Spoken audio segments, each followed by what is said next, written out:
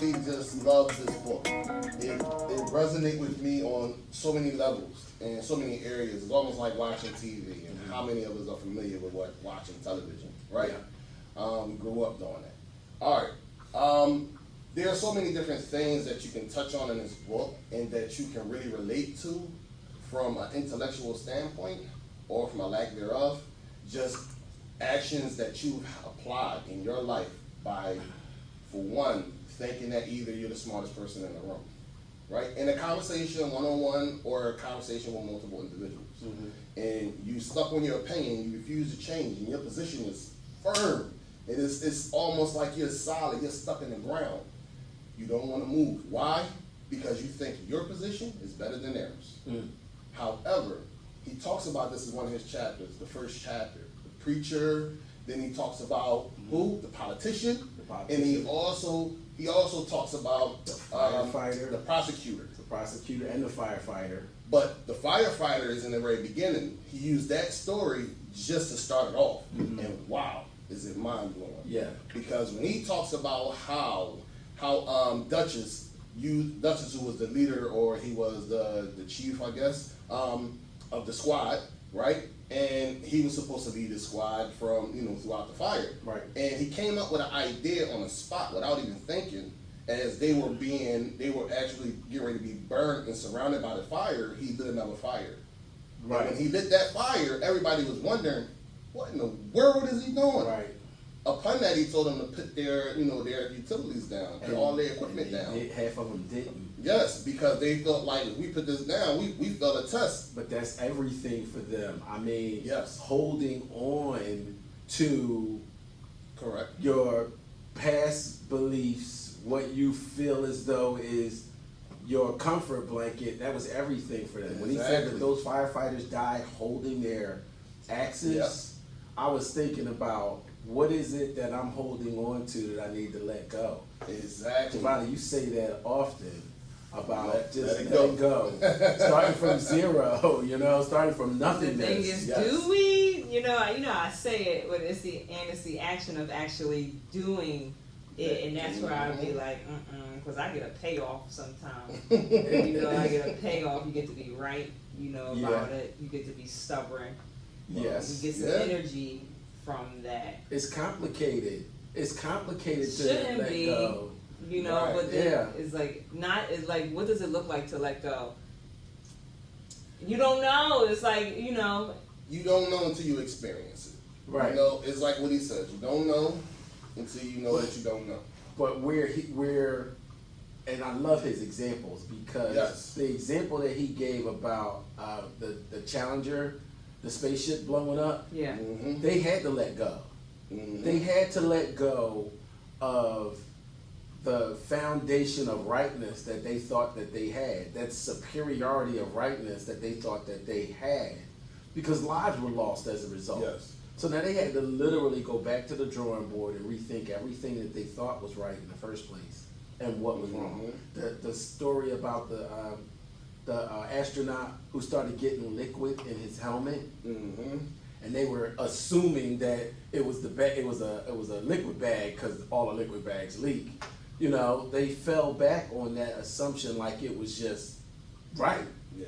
And we can't do that. Yeah.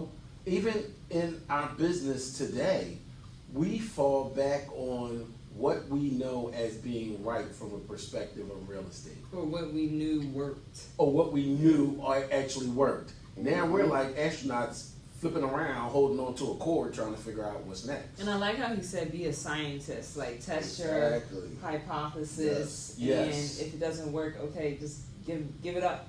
Just give it up, right. And I like go back to the drawing board with it. The forecasting aspect, where they said that some people didn't want Trump to win. It was Clinton versus Trump, but then their bias didn't want to pick Trump because they didn't want him to win. But if you go based upon the facts, they said manipulative, your name has notoriety, and you picked the cause. His cause was immigrants and the wall. If you stay on those things, which I think is like 48 laws of power, but the mind game and being, and he was like, well, I know this might not be what you want to hear, but according to these structures, these frameworks, that might be the case. So I like being the scientist and give up what you think that you know. What do you know? And I agree with you, and that's one of the things that excited me when he brought that perspective of allowing the scientist to enter into your mind. Because how many times are we playing the role of a prosecutor? And the judge and jury automatically. Exactly. But see, the thing is, and the thing is, when he talked about the option of, he said, I would rather be the judge. And the reason why I had to think, well, why would he rather be a judge? Well, at the end of the day, it's not about passing final judgment. It's about the simple fact that you don't have a position. Your mind is open and you're trying to hear everything so that you can make a decision. But the prosecutor, when he come in the room, his mind is he guilty and I'm proving my case. Right. I don't care what he got to say. It. Yeah. And on top of that, he don't want to lose. His whole position is I'm going to win. He's counting the wins. He don't care about the file that's on his desk and that person that's in that file is innocent or guilty. You know, he want to prove his case. That's it. And even the lawyer, same scenario. He wants to win. Everyone wants to win. The only one in that courtroom that does not have an opinion as of yet is the judge. Because everyone's supposed to be not guilty and innocent to prove guilty. Yeah. Yes. Exactly. That's what you're supposed to be. Exactly. Right. And so that's his mindset. Prove your case. That's very interesting. I kept reading chapter 10 from this because I think about chapter 10 was that's not the way we've always done it. I can't stand that sometimes. That's not the way we've always done it. Are we would in still that be culture? slaves.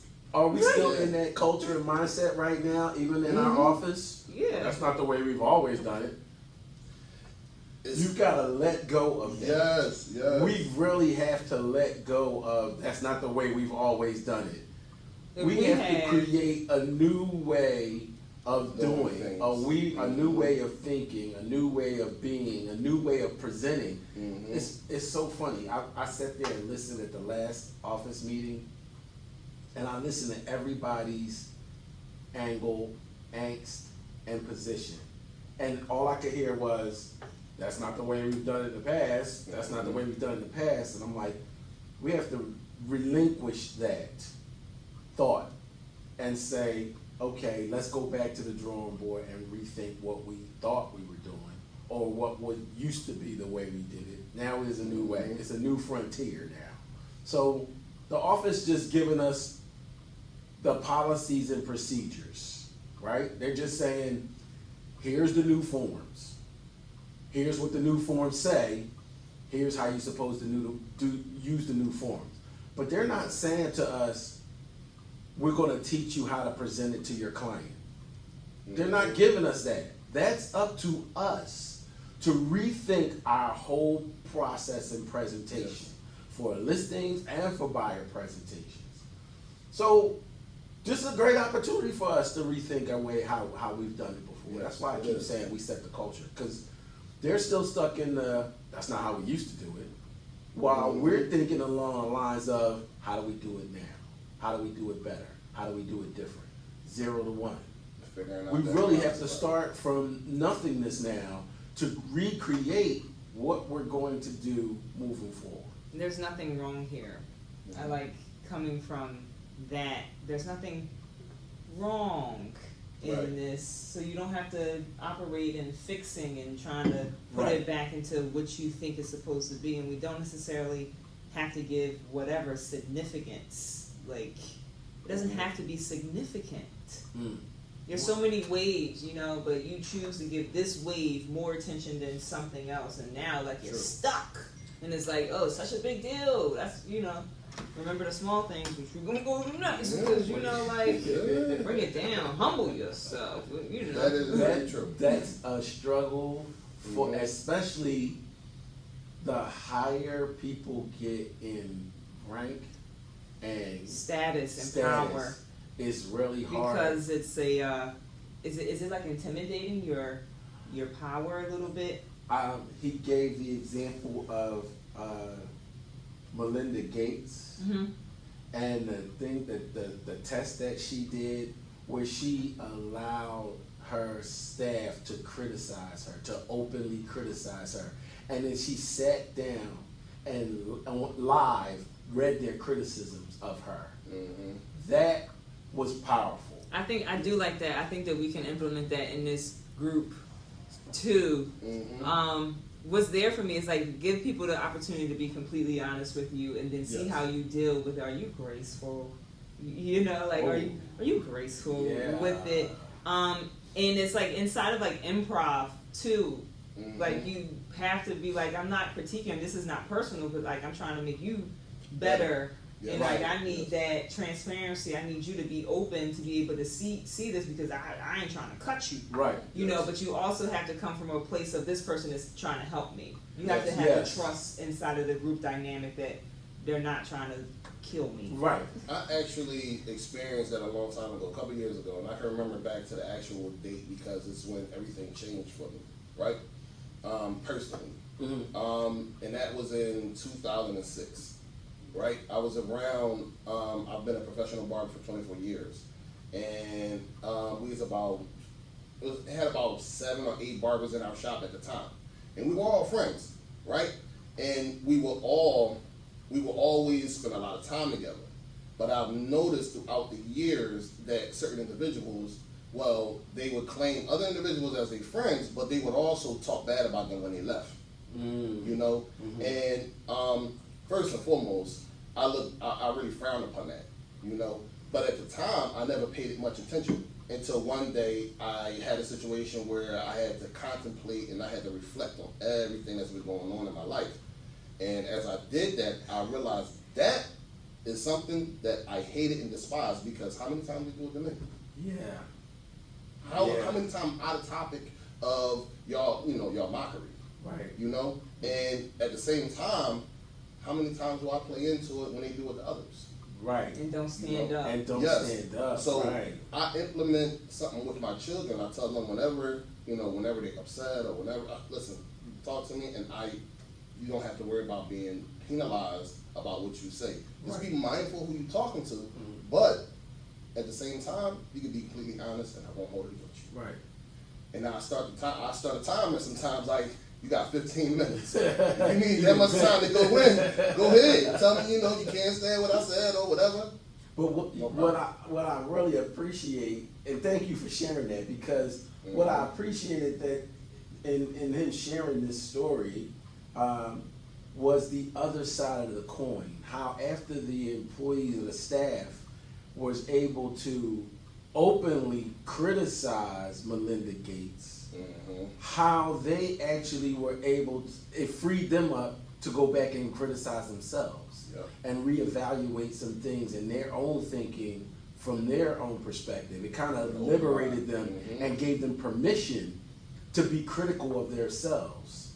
I had to do that for myself. I can become dogmatic in a mindset and be focused and be like, this is it. We're foraging. We've burned the ships and we're moving forward. Sometimes I might have to think before I strike the match. Yes.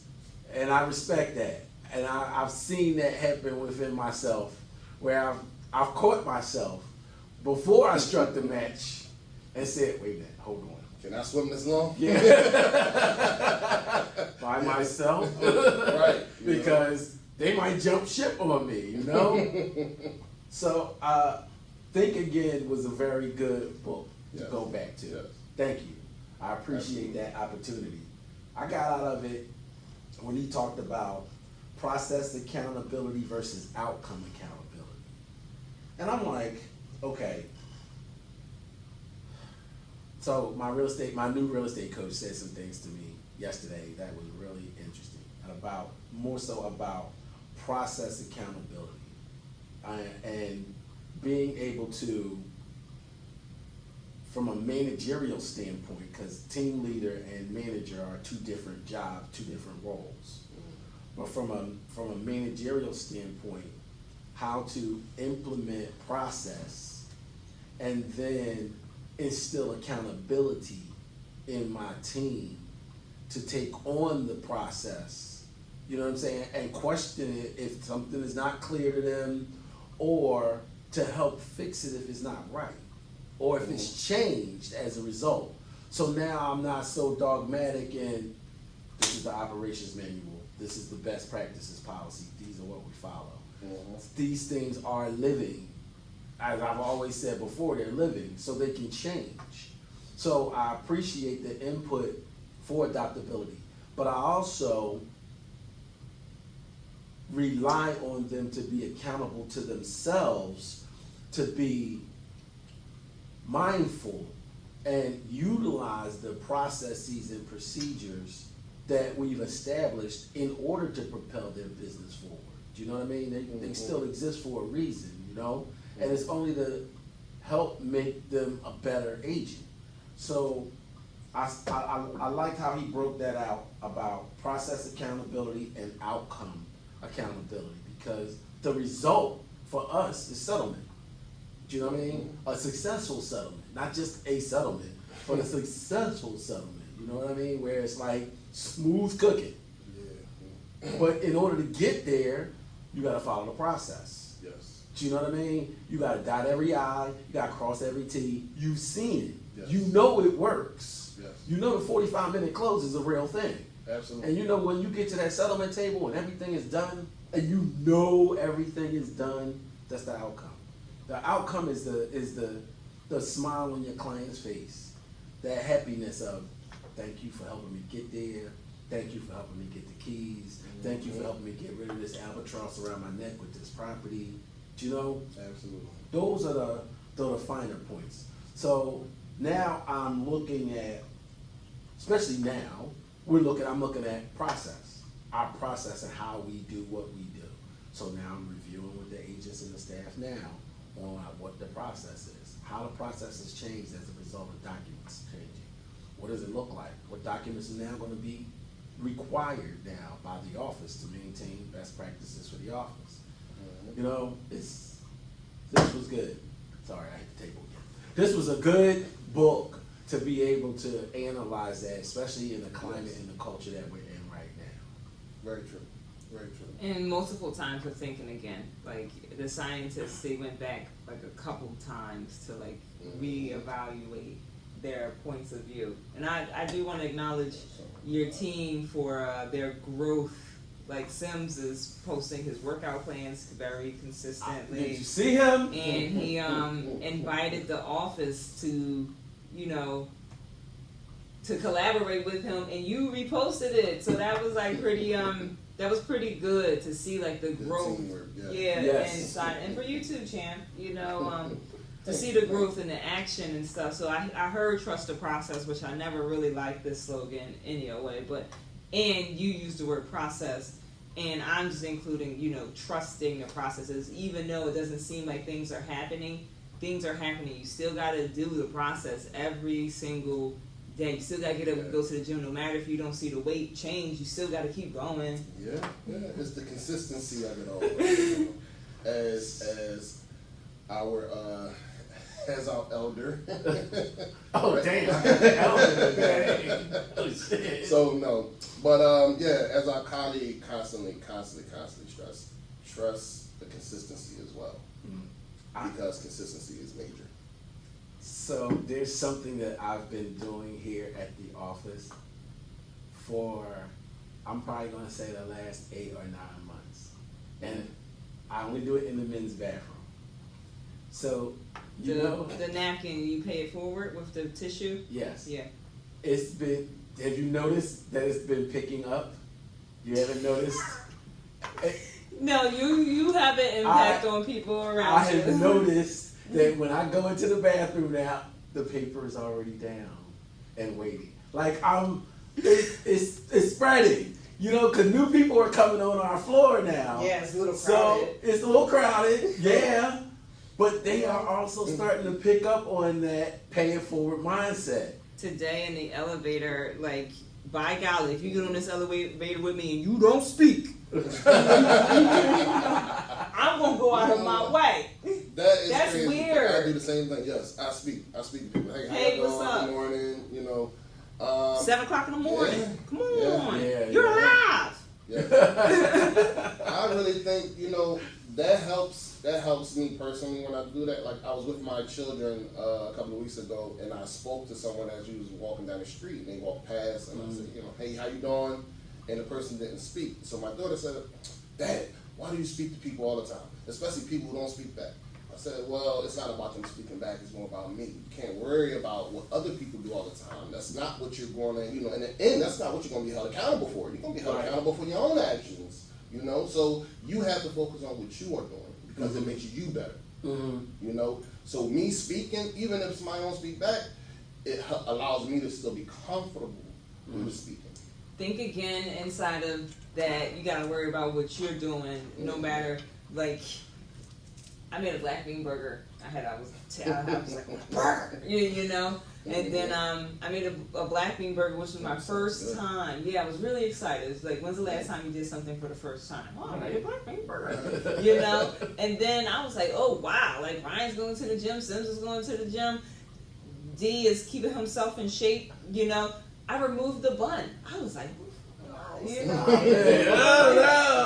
was like, you went bunless. And I was like, we're gonna put lettuce. Like, who am I?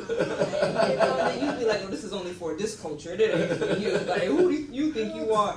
Right? I was like, wow. Like, where am I? Change? Yeah, I was like thinking again, like my diet, and I was like, I'm never someone that will not eat a burger without the bun. Like, that's dramatic. Like you're in a deep, it's not that deep water. Yeah. You see how many areas we fall into with this book? Like, it's crazy. I was like, can I? Yes. I'm telling you, I'm loving the fact because we really are building a learning culture here at this office. I mean, look at what we did last week. Just showing up at the Rosemont office before anybody else got in the office. Yeah. Coffee in hand, Bogart in the room. Aaron did hook us up. Get in the room, and then having our meeting, being present and participatory for their meeting, and then still breaking off and having our own team meeting, and going out to see a great property. Beautiful property. That property was out. That thing was beautiful. Okay. I mean, but we are changing what connection and communications used to be throughout the offices. Because where else are they doing this? Where else are they doing this? I mean, you might get one or two agents that float around and go to another office and they come in and they use the resource room. Not unusual. But we're coming in and integrating ourselves with their office. We're communicating with them. We're trading business cards. We're joining the conversation because we're all in the same boat. So it's easy to have the same conversation. And we're looking, not only are we adding to the conversation, but we're taking from the conversation as well. Because they're giving us their insight and perspective at looking at this pebble of change that we're all facing. I really was appreciative of the parking and the store next door. It was cool. I was like, Hunter, he was a cashier. I was like, hey Hunter, I had a good time inside of that space in Rosemont. What stood out to me is global versus local. Zoom in, zoom out, because the woman was from France. From France, integrating, because if you're in France, you can work anywhere. And like agents getting clients from California and moving money over to the East Coast. Zoom in, zoom out. Yeah, you don't realize how large of a reach we actually have until you are. Being able to even rethink real estate and what we do. I mean, and your voice, like YouTube now, it's not just your Philadelphia debates. Like, you don't know when somebody is going to look at this in Switzerland. Oh, like, you're like, hey, Kenya. I am moving to Philadelphia. Yeah, I love your page from Philadelphia. I love when you said this, that, and the third. Like, that's cool to be so expansive. Okay, so wait. Are you watching the Olympics? No. Are you watching the Olympics? You're not watching the I'm Olympics? not watching it. I actually, because I had to cut myself off from TV. Okay. Because I have something that I have to do, and Okay. as I get stuck when I'm watching TV, whether it's the Olympics, binge watching, or whatever, TV is just interrupting what I got going on right now. So I just cut myself off. And sometimes I had the subscriptions. I don't have cable. I have Wi-Fi, Okay. and the Olympics is on Peacock. Right now, I don't have Peacock, and I'm not buying Peacock just to watch the Olympics. Yeah. Okay, I'm tripping. I love the Olympics. I watch them all. I watch the summer games. I watch the winter games. Watch. The thing that really tripped me out was to watch one of the gymnasts. She went and she did her routine. And as soon as she finished, she did her pose. And as soon as she finished, she ran back to her notebook and went down and started writing out notes. Now, what she was writing out, I have no idea. But they interviewed her afterwards. This gymnast reads her affirmations before she goes to do her floor routines. I'm like, you do what? You reread your affirmations before you go to do your floor exercises. I am enough. I am good enough. I know what I'm supposed to do. I know where I'm supposed to. I mean, I was wowed by the fact that she actually did that. You know? I mean, we got the affirmations from one of the other books. But now, rethinking again about those affirmations, now I'm going, they're a part of me. They're a part of my routine. They're a part of my speech. They're a part of my habits. They are, I mean, go back to when we were in the other room and I kept telling you about the super magnificent agent that I wanted to be. Yeah. Like it was something else out there that I was gauging for when I realized The Alchemist. And then you remember now. That it was already there. You remember now who you are. Right. In this moment, you are already him. Hello. I'm him. He's I am him. We are one. The Shahada. I'm like this. Oneness. Yes. However that line is, it's something about oneness and getting back to oneness. And then God's view, pure consciousness from the power versus force, that's the highest level. The pagoda. That's pagoda. Yeah. That's what the thing is. Oh, that's the thing that you sent? I didn't know what that structure was. It's a pagoda. Yeah, I Well, must bring it's a the bracelet. paper in. It's a bracelet. What does it mean? It's the levels of vibration. Right, you go up. Yes. 700, I think, is the God's it's the view. highest. But Chapter 9. Yeah, I love chapter 9, and what's there is I gotta listen to chapter 9, like you said. So I said chapter 9. She was like, I gotta listen to that. You know, but going up there, like Think Again, he talked about apathy a little bit. Then I had to look at what does this mean? Yeah. You know, and then apathy is on the map of consciousness chart. It's on like a survival paradigm. It's on a lower level. But then you go up, pure consciousness. What that woman did, she was aligning herself to you are enough. Like, yes. She actually just zenned herself. yeah. And got herself in this focused mindset of, I am an Olympic gold medalist gymnast and I am getting ready to go do the damn thing. Yeah, so She filled herself with that. I can't wait to do the compare and contrast. 'Cause right now I'm just gonna dabble into it real quick. You know, dabble on. So reading these books, I'm in a tricky little space. Okay. And so Think Again, and then in your example of the woman reading her affirmations, and then I think of Think and Grow Rich, where you have the chief, definite chief fame. I'm going to make a certain amount by a certain amount, and I'm going to give this, that, and the third. But why do we have to give these affirmations when you are already all of that? If you're coming from pure consciousness, level 700, the oneness, there's no separation between us and that Olympic woman. You have all of that. You don't need to do these affirmations, because the affirmations is kind of like reiterating that you are already perfect, whole, and complete. So I'm grappling with, like, not just the self-awareness and like, oh, we doing this identity work, like you said, like looking at this big B out there, when it's, you remember now that you are already all of that in this moment. The power now, Eckhart Tolle, you only have this moment, and I ain't gonna be something greater, later. So then we read these self-awareness books to, like we always say, to get back to ourselves, as if we're not, already there. Yeah. I think for me, I use them to ward off evil spirits. I like it. Because the evil spirits are real, and the saboteurs are real, and I can't disrespect the fact that they exist. Yeah. I can't feed them.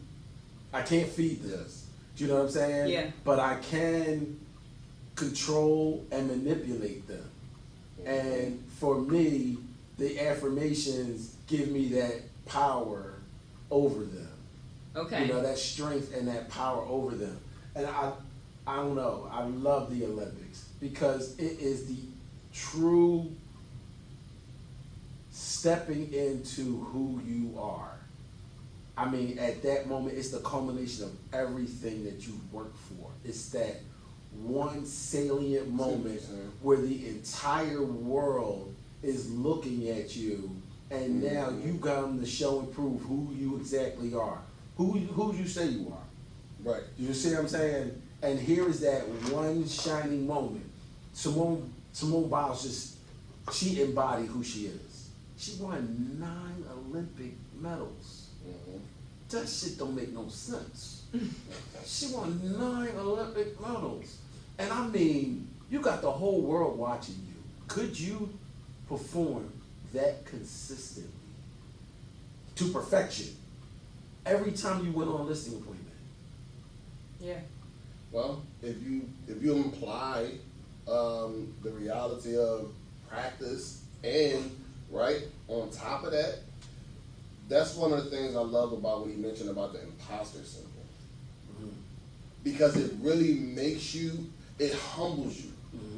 Because instead of you thinking, like, imagine if she had the thought, like, I'm the best in the world no matter what, and just became arrogant. Just stuck there with and became arrogant. Yeah. And now she don't practice. Remember our man, Iverson? Yeah. Yes. When he was sitting there, Practice. we talking about practice. I mean, come on, man, we talking about practice. We talking about practice. And there's no doubt he was nice, but however, we're still talking about practice. Yeah, we're still talking about practice. He had a very strong imposter syndrome.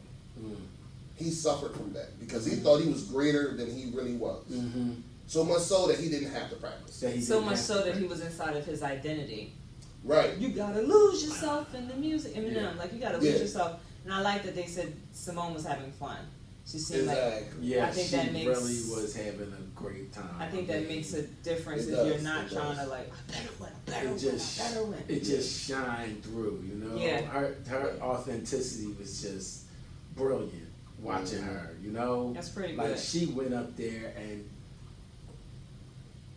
no fear, you know what I mean? Or didn't show it. No hesitation. Yeah. She got up on the beam. She did what she was supposed to do. She executed her routines and she got off. Yeah. Do you know what I mean? Yeah.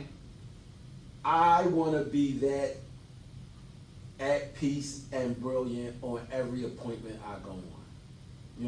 Where I walk in with this, and it's not about whether I get the listing or not get the listing. That's a goal. This is just about being authentic B, going in and being the professional that I know that I am. Coming out with the document signed is gravy. You know what I'm saying? That's gravy. But it's about going in and embodying the professional realtor that I know I am. That's more so, that's everything. Yeah. That's everything. He talked about building psychological safety. So he said, I said, what is psychological safety? It said fostering a climate of respect and trustworthiness or openness where people can express concern and fear. It can express concern with fear. Mm-hmm. I keep going back to the whole story about Belinda Gates because I can't help think that these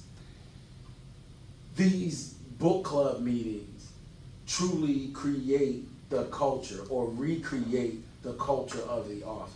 Because right now, in my mind, most of the agents run around like chickens with their head cut off. Because they really don't know what's going on. I got a call from an agent yesterday, and I told him I was going to all 3 of the meetings that were taking place this week about the documents change. And the agent said to me, oh yeah, well if you get any good information from it, send it my way. What? You mean you ain't going to you haven't attended the meetings? You're not a part of the conversation? You're not in a culture? I look at the agents that don't come to the meetings. Yeah. What are they doing? Like, what do they plan to do? How do they plan to do it? You know? Yeah. We are setting the pace and the tone for this thing. I keep saying that. And because we are not afraid to rethink the conversation, we're not afraid to reevaluate our processes, we're not afraid to implement change. Do you know what I mean? We going in this thing 10 toes down. Yeah. 10 toes down. Right. Okay, it's 8:40, so you know this is the point. Even though Javada jumped the gun a little bit. But this is the point in book club. And I don't know if I necessarily want to contrast Rethink Again. Because I think you can take Think Again, Think Again, and then apply it to every book that we've read. Absolutely. So there's a way to contrast it. Let's compare it. Mm-hmm. So let's compare it to a book that we've read.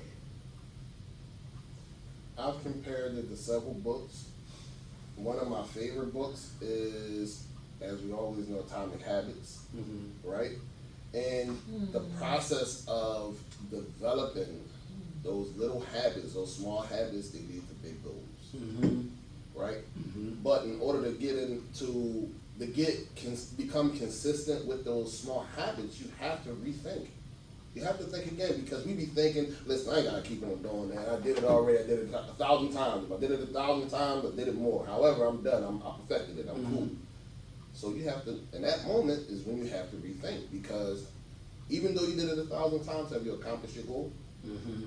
How far are you away from accomplishing your goal? How far are you away from it? Yes. Yeah. And like my favorite person, one of my favorite person in the world, Javada, she always says, you know, you have to be in the moment. So I'm in the moment when I'm thinking about these goals and these habits, you know, and these small habits and how they're going to lead to that major goal that I have planned. Thank you for that. I am excitedly going to go with The Richest Man in Babylon. One of my favorite books. Okay. I really think that I know that I need to go back to that book. I get to go back to that. I don't need to do anything. What's there for me is Think Again, Richest Man in Babylon, pay yourself first. And I'm paying myself by rethinking who I know myself to be. Because I can dismantle that and create something higher, I guess, you know, not coming from the past, but dismantle who I knew myself to be and the thought patterns. So The Richest Man in Babylon, pay yourself first. I had two books. The first one I've been reading now for about a week, which is Ego is the Enemy. Yeah. And I told you about my challenges with ego, so I had to really rethink my ego. The other book was Grit, because Think Again allowed me to, or gave me the insight to rethink where I'm putting my grittiness, where I need to be tenacious. And combined with ego is the enemy, I was able to see where my ego was preventing me from implementing my full grittiness. You know, my ego will say, you can't do that, or you're not going to do that. You know what I mean? Because I just know the lazy side of me. So I was really feeding the lazy side of me, which was just ego. So ego is the enemy. Said, all right, let that go without the fear, and then really become gritty in doing the thing that the opposite.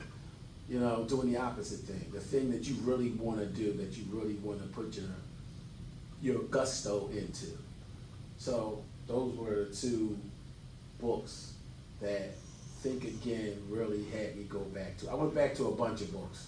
I went back to 21 Irrefutable Laws. I went back to 48 Laws of Power. I found a reason to go back to most of the books, Thinking Again, just to re-listen to certain chapters that resonated with me personally, you know. And I'm happy that you shared that.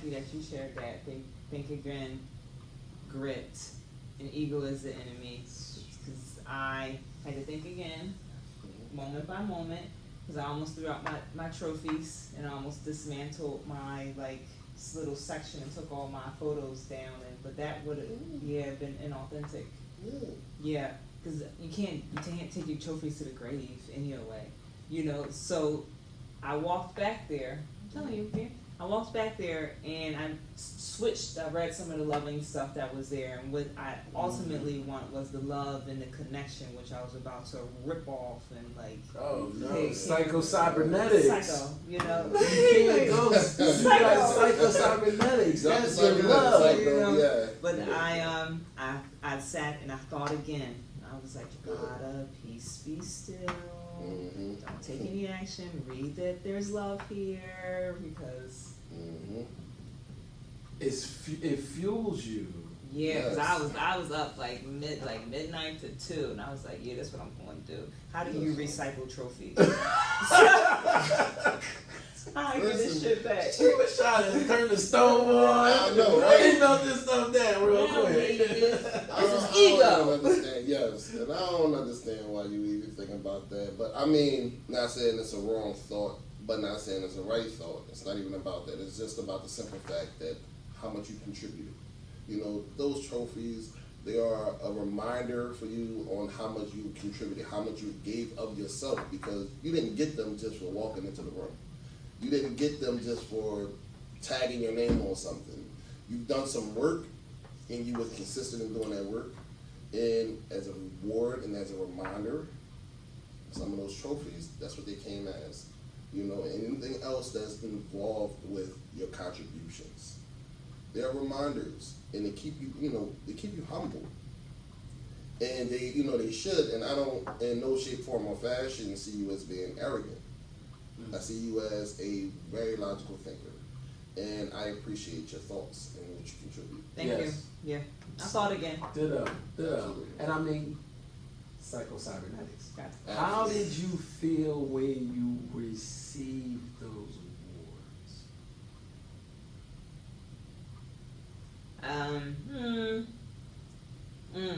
Tired probably, because you had to work for it.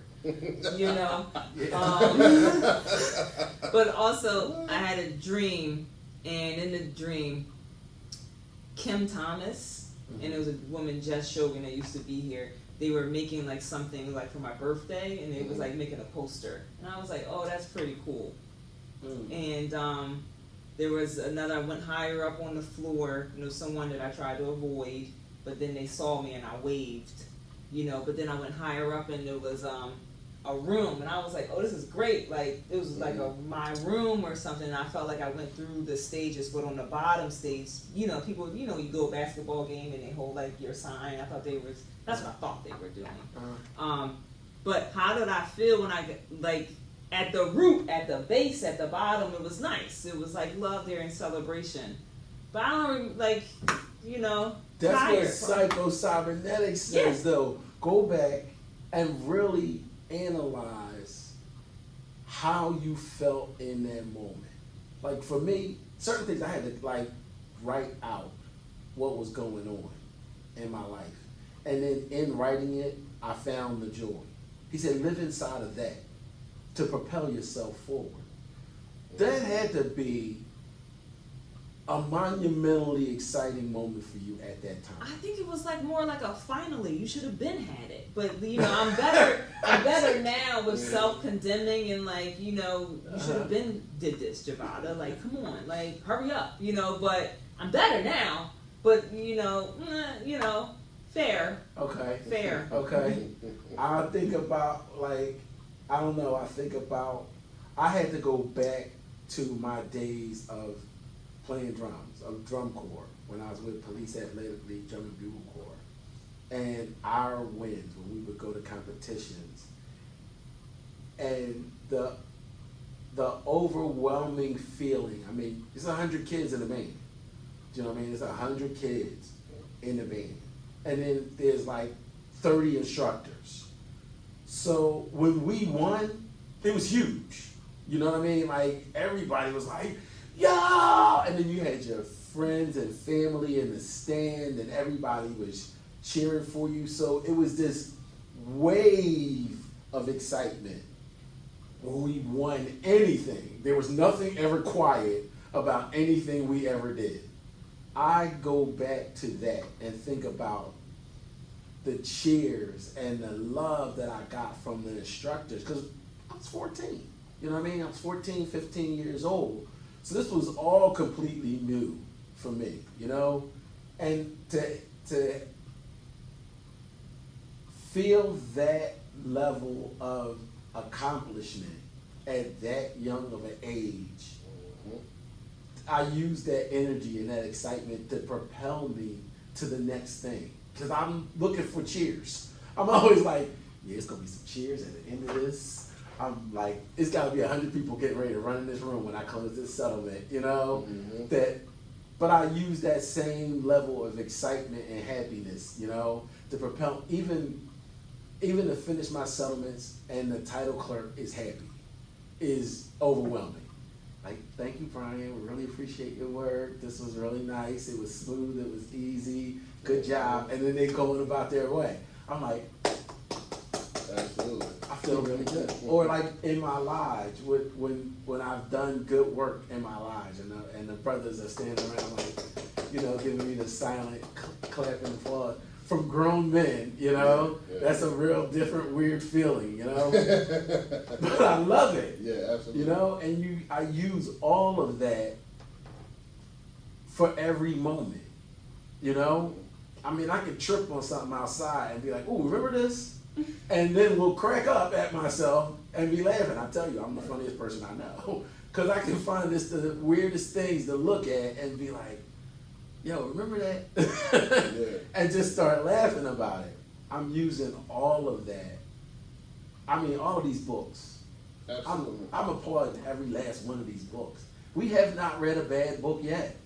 Not at all. We haven't read a bad book yet. And the great thing is that each, like, the books, from the books, if you go through them, you know, and you section them out, they all apply, or they are all applicable to different portions or different sections in your life. You know, you have the intellectual, the little intellectual pile. Then you have the spiritual pile. Then you have the, you know, you have the business pile. You know, all these, and they all come together. They all come together. Help you either recreate or remember who you are. And like Javon always say, be in that moment.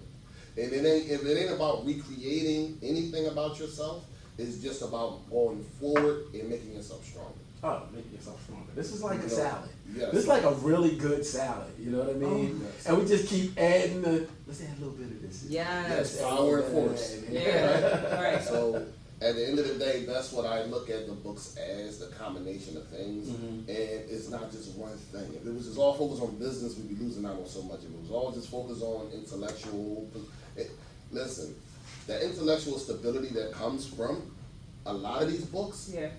it contributes to other areas as well. Personal, right? Financial. Yeah. Everything. So Yeah. that's why I constantly promote book club, and I constantly tell people, hey, listen, you need to get in on this. Yeah. You don't know what you missing. You need to get in on this. Your ass need to You know? read. Yes. Yeah. Yes. Yes. You need to read something. And one thing that I've learned, right, in our religion, right, in Islam, the Prophet Muhammad, peace and blessings be upon him, he says that knowledge is a fitna, which means it's a drama, right? It's a trial and tribulation.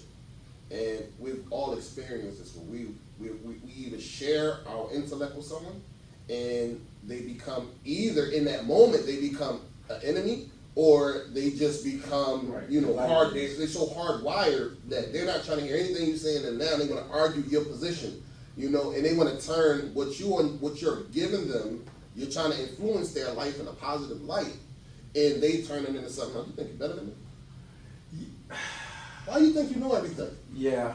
And now they want to, they want to argue with you, and it's not a debate. I was just sharing something with you. You can take it or leave it. Sharing some light with you. That's all. You can take it or That's leave all it. it is. I'm people good for become you. real touchy. Yeah. Yeah, it's hard and interesting being able to share Yes. the goodness of whatever you got and wherever you got it from with Yes. somebody else who's already hard coded and calcified into anger. Absolutely. Yeah, it's really hard to really kind of soften their heart with some To accept. information. Yes. Because this is good stuff. Yeah. You know what I mean? And we leave here charged. Yeah. And we want to go back out there and share with them what we've gotten just sitting in here for 50 minutes or so. It can be a battle because other people's whatever can weigh on you and wear on you and become a part of you. It's like, what's that slime? Where it can just like ooze onto you and then connect to you, and all of a sudden it's like a part of you. Yeah, that's some real. Yeah, that slimy stuff is some real stuff. Yeah. Yeah. It So really is. I appreciate book club because we have a chance to cleanse ourselves.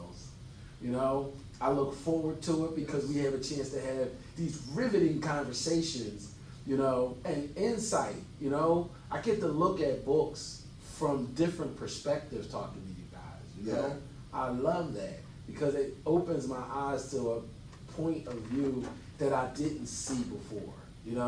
It really opens my eyes to the blind spots that exist, that are all around us. And we have many blind spots. There are many blind spots, and to be naive to act like they don't exist is only a downfall for myself. It's a blind spot. It's a blind spot in itself, right? Exactly, and it doesn't help in the trajectory of growth that I aspire to. So Yes, I thank yes. you both. I think you too. Likewise.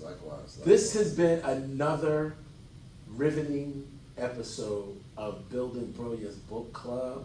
I appreciate you guys. I'm the host, Brian Wilson. I have with me Javada Hill. and Demetrius Lee. next week's book is going to be hosted by Javada Hill. Woohoo! And we are going to be going through Don't sweat the small Don't stuff. Sweat the Small Stuff. Yes. Don't Sweat the Small Stuff. Yes. I'm excited about that book. I am too. Yeah, I'm Yes. looking forward to that book. We're going to read that book. We're going to put that up on the book club app. Feel free to download the Audible app and follow us on our Facebook page, Building Brilliance Book Club. We're also on Instagram, Twitter, Facebook, YouTube. We now have a YouTube channel where you can see our past episodes. We enjoy and appreciate your feedback and input. Thank you very much, and see you guys next week. Thank you. See you. Thank you. Bye.